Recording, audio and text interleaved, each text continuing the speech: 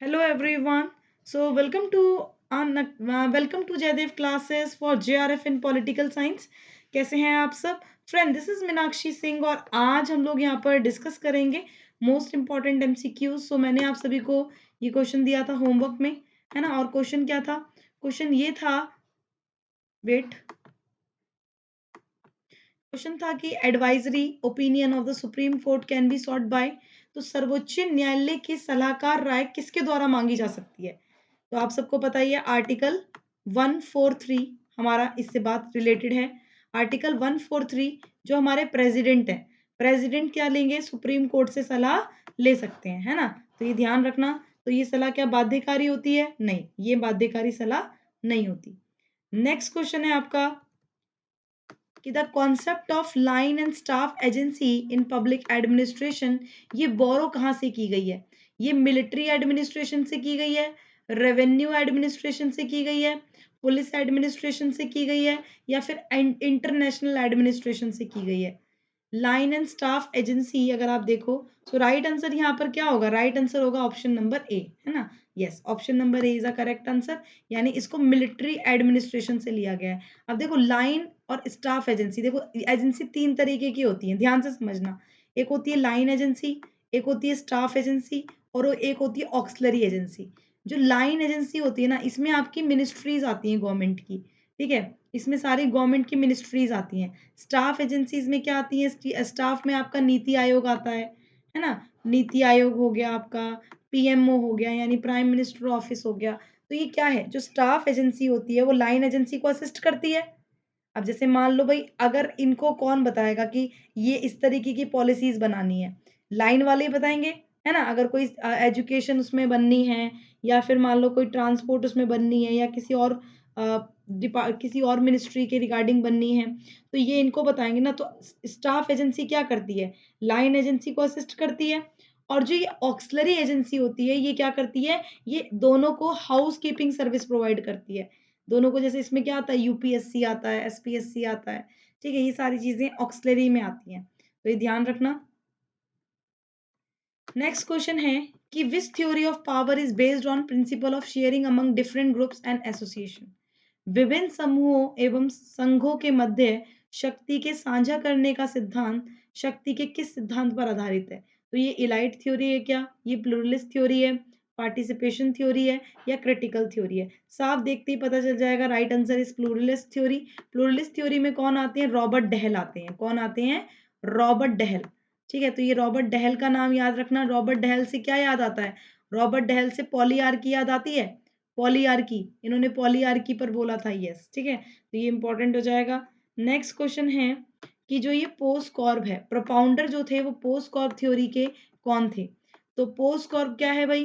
पोस्कॉर्ब आपका P for planning, O for organising, S for staffing, D for directing, O for coordinating, R for reporting, B for budgeting. तो ये किसने बताया था? ये लूथर गुलिक ने बताया था। किसने बताया था? लूथर गुलिक ने बताया था। इन्होंने 4 पीस भी बताए हैं। ये किसने बताए हैं? ये बेसिकली लूथर गुलिक ही बताते हैं 4 पीस को। तो P for person, P for place, P for purpose, P for process, ठीक है?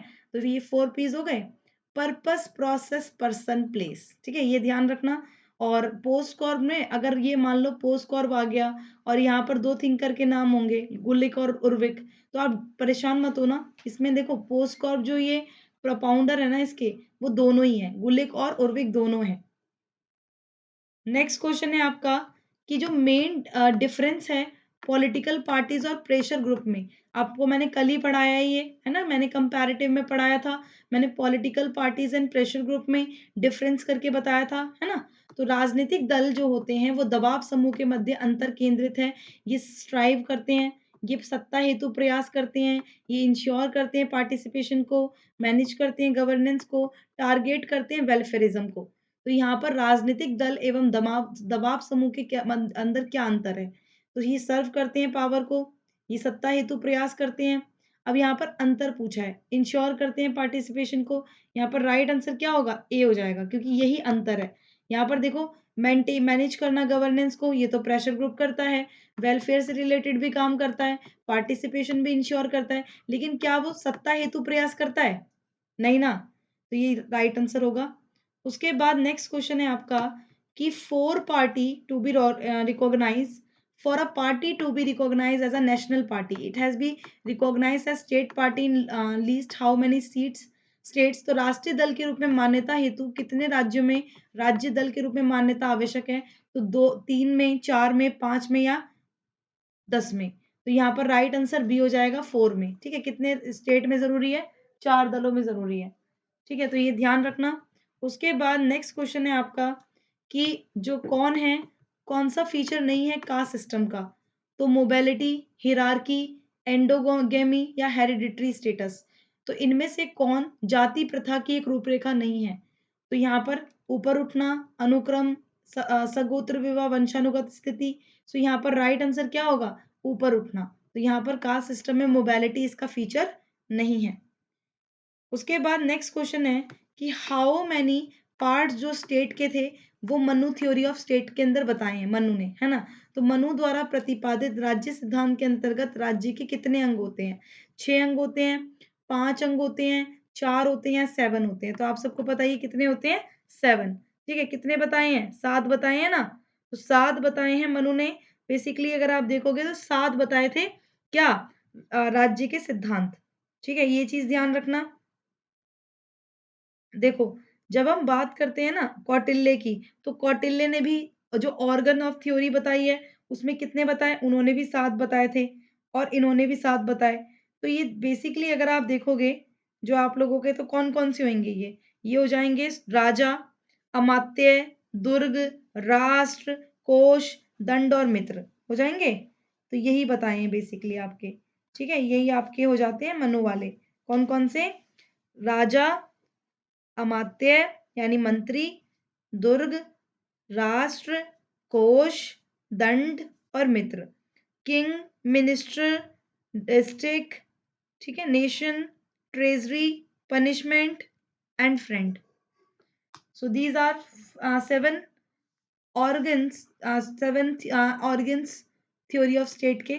ठीक है, सो नेक्स्ट क्वेश्चन है आपका कि Homo Hierarchicus is written by, ये किसकी पुस्तक है? किसने लिखी है? तो ये ध्यान रखना, लुइस ड्रूमोट ने लिखी है, जैक्स डेरिडा ने लिखी है, मॉरिस जोन्स ने या फ्रेंकोइस मॉरिक ने।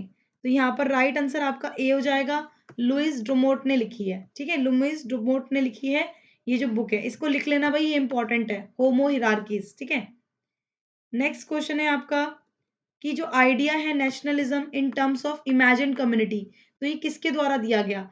काल्पनिक समुदाय के संदर्भ में राष्ट्रवाद का विचार किसने दिया था? सो यहाँ पर राइट आंसर बेनेडिक्ट एंडरसन होगा, एंथोनी डी स्मिथ होगा, अर्नेस्ट गैलनर होगा या एड्रियन हेस्टिंग होगा। So right answer is Benedict Anderson. Benedict Anderson ने इमेजिन कम्युनिटीज पर बताया था। और इसके अलावा अगर आप देखो, पार्था चैटर्जी ने बेनेडिक्ट एंडरसन को क्रिटिक भी किया था ना? तो ये ध्यान रखना। चलो, अब नेक्स्ट क्वेश्चन है, civil society and versus political society discourses reflect होता है किसकी राइटिंग में? नागरिक समाज बनाम राजनीतिक समाज विमर्श किसके लेखन में प्रतिबिंबित होता है?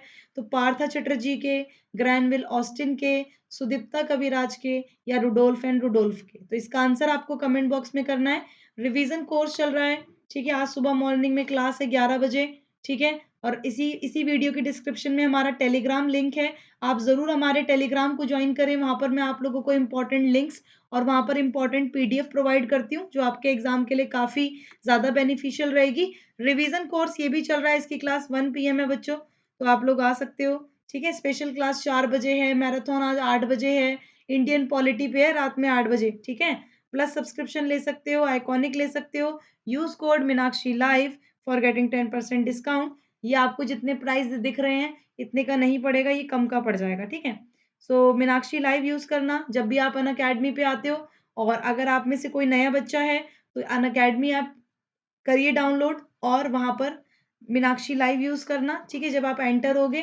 Thank you and thanks for watching. Bye bye to all, thank you.